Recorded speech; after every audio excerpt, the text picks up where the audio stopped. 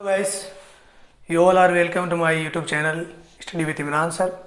और आज हम सिंपल प्रेजेंट के अंदर यानी जिस सेंटेंस के अंदर हिंदी वाक्य ता है, थी है, तह पर एंड होता है, उनमें हम प्रोनाउन का यूज़ करके अगले सेंटेंस को बनाने की कोशिश करेंगे कि कौन से प्रोनाउन है वो सिंगुलर है, कौन से प्रोनाउन है वो प्लूरल है, उसके हिसाब से वर्ब का यूज़ देखेंगे। तो गाइस देखिए, प्रोनाउंस का यूज़ करके आज हम आगे की अपनी जो इंग्लिश की क्लास है उसको आगे बढ़ाते हैं कि हिंदी वाक्य का अंत तो ता है, ती है, ते पर ही होना है। लेकिन हमने वहाँ पर पढ़ा था कि सिंगल नाउन होगी और जो सिंपल वाक्य होगा यस में आंसर होगा तो वर्ब के साथ एस या एस का यूज करेंगे। प्लूरल होगा तो हम वर्ब फर्स्ट फॉर्म में रखेंगे, वहाँ पर एस या एस का यूज नहीं करेंगे। लेकिन अब हमारे पास यहाँ नाउन नहीं रही है, नाउन नहीं है, यहाँ पर है प्रोनाउन। तो प्रोनाउन के अंदर देखो एक सिंगुलर प्रोनाउन कौन कौन से हैं जहां पर वर्ब के साथ एस या एस का यूज होना है। तो सिंगुलर है ही यानी वह बॉय के लिए, सी यानी वह लड़की के लिए, इट यानी यह यानी नॉन लिविंग या जानवर के लिए भी। और कई बार जिन बच्चे को हम जानते हैं कि बच्चा अगर लेटा हुआ और हमें पता नहीं है कि फीमेल है कि मेल है तो वहां पर भी हम इट का यूज कर सकते हैं। दिस यानी यह है, यानी दिस का मतलब यह होता है और पास में होनी चाहिए और एक वस्तु होनी चाहिए। एक वस्तु अगर नजदीक है जैसे this pen, this table, this mobile, तो वहां पर दिस का यूज करेंगे। दूर है और एक हो तो वहां पर दैट का यूज करेंगे। दैट का मतलब होता है वह है, that book, that mobile, that pain, that class, like that. और यहाँ पर यह सोहन है, फिर से नाउन लेके आया हूं ताकि आपको वापस रिवाइज हो। सोहन एक सिंगुलर है, सीता भी एक है तो सिंगुलर है। प्लूरल में कौन कौन से होगा, आई यानी मैं। यहाँ पर आप देखोगे सर आई तो सिंगुलर है, मैं यानी एक ही तो होता है, बिल्कुल होता है। लेकिन यहाँ पर आई वही हेल्पिंग लेता है, मोस्टली, सब नहीं लेता है, मोस्टली आई वही हेल्पिंग वर्ब लेता है जो कि एक प्लूरल नाउन और प्रोनाउन लेता है। इसलिए इसको मैंने प्लूरल में गिनती की इसकी। हाँ, आई एक जगह सिंगुलर होता है एक टेंस में जहां पर वॉज और वर की बात हो तो आई वॉज को लेगा न कि वर को, वहां पर आई के साथ वो जाएगा। ये आगे की बातें हैं जो आपको मैं समझाऊंगा। फिलहाल आप याद रखो कि आई है उसका अर्थ में होता है और ये प्लूरल प्रोनाउन के अंदर होता है। आप आई डज नॉट नहीं करोगे, आप कहोगे आई डू नॉट। आप ऐसा नहीं कहो आई हैज नहीं करोगे, आप कहोगे आई हैव। तो जो भी प्लूरल हेल्पिंग वर्ब होगी वो अपने साथ लेता है, इसलिए मैंने इसको ऐड कर दिया प्लूरल के अंदर। वी यानी हम, दे यानी वे, मारवाड़ी में होता है बे, दे का मतलब होता है वे, यू यानी तुम, और दीज यानी ये, पास में होने चाहिए और एक से ज्यादा वस्तुएं या एक से ज्यादा कोई लोग वगैरह कुछ भी हो सकते हैं। दोज यानी वो, दूर होना चाहिए और एक से ज्यादा होना चाहिए। और नाउन की बात करें तो राम एंड श्याम, ये प्लूरल हो गए क्योंकि एक से ज्यादा हो गए। तो इस तरीके से ये प्लूरल है और ये सिंगुलर है। स्क्रीनशॉट लो इनका, इनसे आप आगे सेंटेंस बनाना सीखते हैं। आगे देखो सर स्टूडेंट्स, अब यहां पर सिंगुलर प्रोनाउन था तो मैंने सबसे पहले ही का यूज किया, वह मोबाइल चलाता है। तो यहां पर सिंगुलर है, वर्ब के साथ एस एस लगेगा। वह मोबाइल चलाता तो ही रन्स, एस क्यों लगा, एस क्यों नहीं लगा, क्योंकि पीछे अक्सर ओ नहीं है, सी एच नहीं है, एस एच नहीं है, एक्स नहीं है और डबल एस नहीं है, इसलिए यहां पर लगा है एस, नहीं तो लगता ई एस। तो ही रन्स मोबाइल, लेकिन वह मोबाइल नहीं चलाता है। अब आपको एस या एस को भूल जाना है क्योंकि ये आंसर जब यस में होता है तभी हम एस या ई एस का यूज करते हैं। यहां पर आ गया नो, तो अब एस या एस का यूज नहीं होगा। अब हम हेल्पिंग वर्ब का इस्तेमाल करेंगे। कौन सी हेल्पिंग वर्ब का, पिछले वाले वीडियो में मैंने बताया है कि प्लूरल के साथ डू और सिंगुलर के साथ डज। तो ही हमारा सिंगल प्रोनाउन है इसलिए ही डज तीसरे नंबर पे, नॉट डब्ल्यूएच वर्ड आ जाए तो चौथे नंबर पे। He does not run mobile, क्या वह मोबाइल चलाता है। क्या शुरू में आया है वोट का प्रयोग नहीं करना है, क्या शुरू में आया है वोट का प्रयोग नहीं करना है, तो करना किसका है, तो हेल्पिंग वर्ब का यूज करना है। हेल्पिंग वर्ब वह के लिए आएगी डज, उसको सबसे पहले लिख दो, इसका मतलब हो जाएगा क्या, डज फिर ही रन मोबाइल। और यहां पर एक चीज और देखो, पहले सब्जेक्ट आया है, हेल्पिंग वर्ब यहां पर यूज होती नहीं है, तो हेल्पिंग वर्ब यूज नहीं है तो फिर तीसरे नंबर पे कौन सी आएगी, मेन वर्ब। सबसे पहले सब्जेक्ट फिर हेल्पिंग वर्ब आती है, हेल्पिंग वर्ब है नहीं तो मेन वर्ब और फिर ऑब्जेक्ट यानी मोबाइल जिस पर हम काम करें, जिस पर प्रभाव पड़ रहा है क्रिया का। वह मोबाइल नहीं चलाता है तो he does not run mobile. यहां पर देखो पहले सब्जेक्ट फिर हेल्पिंग वर्ब आ गई तो हेल्पिंग वर्ब, फिर मेन वर्ब और फिर ऑब्जेक्ट। यही तो हमारा मेन सब्जेक्ट का पैटर्न है। पहले सब्जेक्ट लिखते हैं, फिर हेल्पिंग वर्ब, फिर मेन वर्ब और फिर ऑब्जेक्ट। तो सब्जेक्ट पहले आया, हेल्पिंग वर्ब पहले वाले में थी नहीं तो नहीं आई, मेन वर्ब आ गई और फिर ऑब्जेक्ट। हेल्पिंग वर्ब अगर नहीं होते ना तो सब्जेक्ट के बाद मेन वर्ब भी आ सकती है। फिर क्या हुआ, मोबाइल नहीं चलाता, क्या और शुरू में आ गया, वोट का यूज नहीं करना है, हेल्पिंग वर्ब बोली को सबसे पहले डज को लिख दिया। नॉट आया हुआ है सर, कोई बात नहीं, तीसरे नंबर पे लिख देंगे does he not run mobile. फिर हमें मोबाइल क्यों चलाता है, तो क्यों, क्या, कब, कैसे, इनकी मीनिंग तो सबसे शुरू में ये जहां से खड़े होते हैं लाइन वहीं से शुरू होती है। तो क्यों सबसे पहले वाई लिखेंगे। फिर मैंने कहा कि जब भी इंटेरोगेटिव साइन होता है तो हेल्पिंग वर्ब होती है वो सब्जेक्ट से पहले, हेल्पिंग वर्ब होती है वो सब्जेक्ट से पहले। तो यहाँ पर भी इंटेरोगेटिव साइन है तो हेल्पिंग वर्ब ही से पहले लिखेंगे, यानी वाई के बाद डज आएगा, वाई के बाद ये ही दिख रहा है इसलिए ही नहीं आएगा, वह दिख रहा है इसका मतलब ये नहीं ही लिखते नहीं, वाई के बाद आएगा डज, क्योंकि इंटेरोगेटिव सेंटेंस के अंदर हेल्पिंग वर्ब वो पहले आती है। तो why does he run mobile. फिर नोट लगाना है, अब धीरे धीरे हम हिंदी का यूज कम करेंगे। फिर नोट लगाना है, WH वर्ड आया हुआ है तो नोट आ जाएगा चौथे नंबर पे। Why does he not run mobile, यानी वह मोबाइल क्यों नहीं चलाता है। इस सेंटेंस का मतलब क्या है, वह मोबाइल क्यों नहीं चलाता। तो सबसे पहले वाई, फिर ही नहीं लिखना है, हेल्पिंग वर्ब लिखना है ही से पहले, क्योंकि आप इंटरोगेटिव सिंबल आगे यूज कर रहे हो। तो सब्जेक्ट से पहले इंटरोगेटिव सेंटेंस के अंदर हेल्पिंग वर्ब वो पहले आती है। तो why does he not run mobile. अब प्लूरल के अंदर देखो, वे, यहां पर वह होता तो एस का यूज होता, यहां पर यह का वह लड़की के लिए हो चाहे लड़के के लिए हो तो वहां पर एस का यूज होता है, लेकिन यहां पर प्लूरल है इसलिए एस का यूज नहीं होगा। दे, वे क्रिकेट खेलते हैं तो सबसे पहले दे, फिर हेल्पिंग वर्ब आती है। साधारण वाक्यों में हेल्पिंग वर्ब है नहीं तो आएगी कौन सी, मेन वर्ब। तो मेन वर्ब कौन सी, खेलना यानी प्ले। दे प्लेज नहीं होगा, दे प्ले सिंगुलर के साथ ही एस का यूज होता है, वो भी यस वाले सेंटेंस के अंदर, सिर्फ इस ऊपर वाले एक में ही। They play cricket, subject, main verb, object.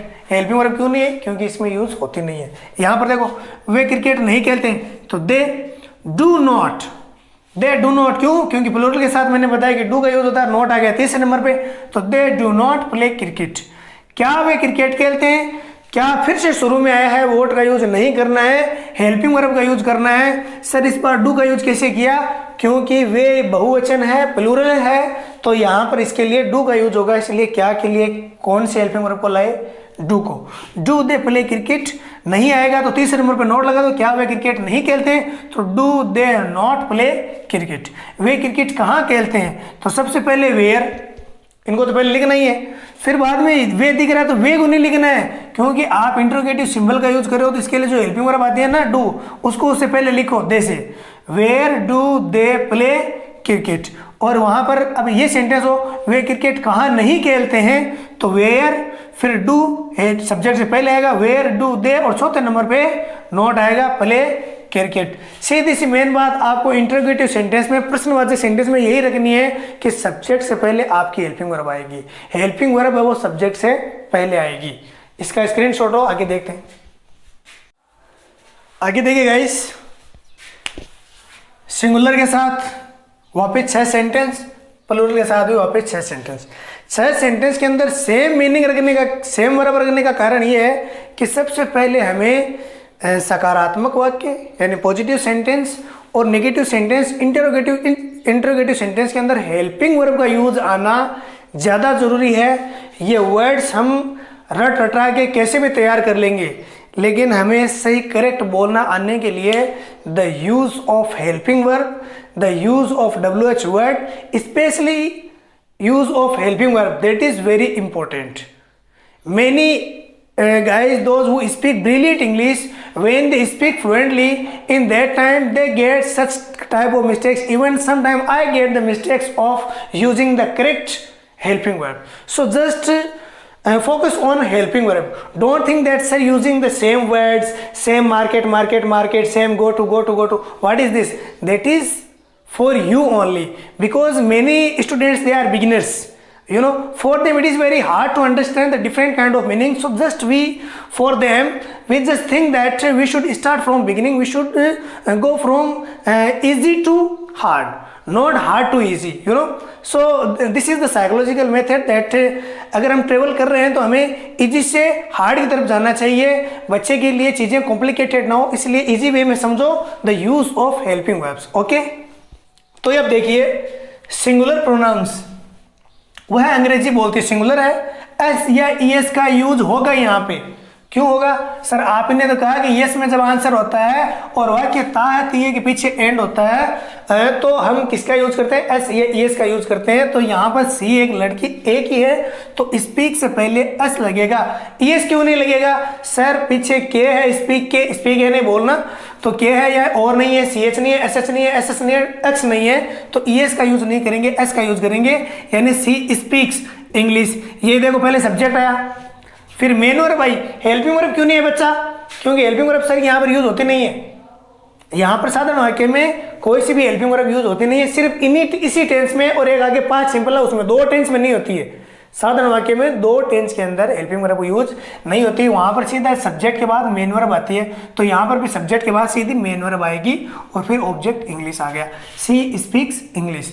फिर अगर नहीं बोलती है यानी अंग्रेजी नहीं बोलती है तो सी अब नहीं आ गया, तो अब ऐसा नहीं कहेंगे सी स्पीक्स नॉट, ऐसा गलत हो जाएगा. सी स्पीक्स नॉट कहते गलत हो जाएगा, या आई गो नॉट नहीं. हेल्पिंग वर्ब का यूज करना है. नॉट सेंटेंस में आ ही नहीं सकता, नॉट सेंटेंस में आ ही नहीं सकता. किसके भी हेल्प के बगैर? हेल्पिंग वर्ब की हेल्प के बगैर, हेल्पिंग वर्ब की सहायता के बिना आ ही नहीं सकता. ये हेल्प जरूरी है इसकी, तो हेल्प कौन करेगी? हेल्पिंग वर्ब करेगी. इसीलिए यहाँ पर इस ते वाले टेंस के अंदर सिंगुलर की हेल्पिंग वर्ब करती है. हेल्प जो करने वाला वर्ड है, जो हेल्पिंग वर्ब है वो है डज. प्लूरल के लिए डू. तो यहाँ पर सी डज नॉट स्पीक इंग्लिश हो जाएगा, नोट आएगा तीसरे नंबर पे. सी नोट की जगह या सी स्पीक नोट की जगह सबसे पहले को सी, फिर डज नॉट, फिर स्पीक इंग्लिश. हाँ, जैसे ही नोट आ जाता है सेंटेंस में फिर हम एस या ईएस का यूज नहीं करते हैं. जैसे ही सेंटेंस के अंदर नोट आ जाए एस या ईएस का यूज नहीं करते हैं. ये दो बार बात बोलिए, ध्यान में रखना एक एक बात को, और वीडियो को स्किप मत करना कि सीधा सेंटेंस पढ़ लेंगे. हाँ, जिनको आता है पहले से वो एक अलग बात है. क्या वह अंग्रेजी बोलती है? क्या शुरू में आ गया वोट का यूज नहीं करना है, तो फिर करना है किसका सर? वह के लिए डज हेल्पिंग वर्ब आती है तो डज को सबसे पहले लिखो. Does she speak English. यहाँ पर भी एस या एस का यूज नहीं करना. आप ये सोचोगे सिंगल है, सिंगुलर है, एस या एस का यूज तो हमेशा चलेगा, हमेशा नहीं चलेगा, सिर्फ साधारण या सिंपल सेंटेंस के अंदर ही चलेगा. क्या वो अंग्रेजी नहीं बोलती है? तो क्या शुरू में फिर भी डज सी और नॉट तीसरे नंबर पे लगा दो. Does she not speak English. ये सेंटेंस और ये सेंटेंस में सिर्फ नॉट का फर्क है, तीसरे नंबर पे नॉट लगाओ. वह अंग्रेजी कैसे बोलती है? तो सबसे पहले कैसे आ गया इसको, तो सबसे पहले लिखो हाउ. फिर आपको दिख रहा है वह नहीं लिखना है. इसके लिए जो हेल्पिंग वर्ब यूज होती है वो लिखनी है. क्यों लिखनी है? क्योंकि आगे आपका सेंटेंस इंटेरोगेटिव है, तो इसके लिए वह के लिए तो डज यूज होता है. हाँ, तो डज को लिख दो. How does C speak English. फिर है वह अंग्रेजी कैसे नहीं बोलती है, तो हाउ पहले आएगा सबसे पहले, फिर हेल्पिंग वर्ब आएगी, और मैंने बताया कि फिर सी और नॉट, क्योंकि नॉट आता है चौथे नंबर पे. WH वर्ड में नॉट चौथे नंबर पे एंट्री करता है. How does she not speak English. Plural pronoun के अंदर देखो, मैं बाजार जाता हूं, प्लूरल माना इसको हमने. आई गो टू मार्केट, मैं बाजार नहीं जाता हूं, तो I do not go to market. I go not नहीं होगा, हेल्पिंग वर्ब आएगी प्लूरल के लिए. आई के साथ डू आता है, प्लूरल के साथ भी डू आता है, तो आई के साथ भी do. I do not go to market. फिर क्या मैं बाजार जाता हूं, क्या शुरू में आया है? वोट का यूज नहीं करना है. वोट वाले सेंटेंस में लिखवाएंगे, वोट वाले सेंटेंस में लिखवाएंगे, लेकिन सबसे पहले इसका यूज करना सीखो. क्या मैं बाजार जाता हूं, तो सबसे पहले डू आएगा, क्योंकि आई के साथ हेल्पिंग वर्ब डू आती है. तो यहाँ पर शुरू में डू क्या के लिए आएगी? यहाँ पर पीछे क्या के लिए कौन सा वर्ड आया था? डज. लेकिन यहाँ पर क्या के लिए? डू आएगा. डू, फिर subject I go to market, interrogative है ना इसलिए. फिर क्या मैं बाजार नहीं जाता हूं, तो सबसे पहले डू, फिर आई और तीसरे नंबर पर नॉट गो टू मार्केट. मैं बाजार कब जाता हूं, तो वेन. वेन यानी कब. वेन के बाद में सीधा सा मैं आई दिख रहा है, बच्चे करते यही है, when I go to market. ऐसा नहीं करना है.